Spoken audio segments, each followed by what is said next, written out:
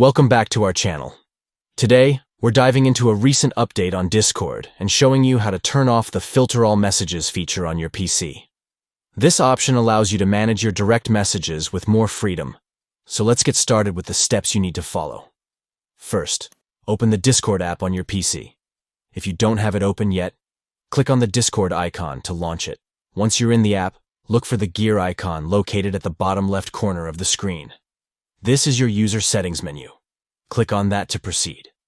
Now that you're in the settings, you will see a list on the left side of the screen.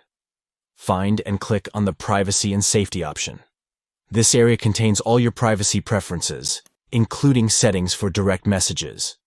In the Privacy and Safety menu, you'll see several options related to message filtering.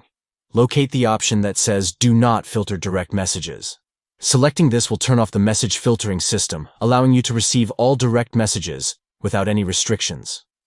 And that's it. You've successfully turned off the filter for all messages on Discord.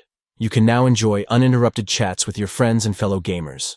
If you found this video helpful, don't forget to like and subscribe for more tips and tricks on using Discord and other popular platforms.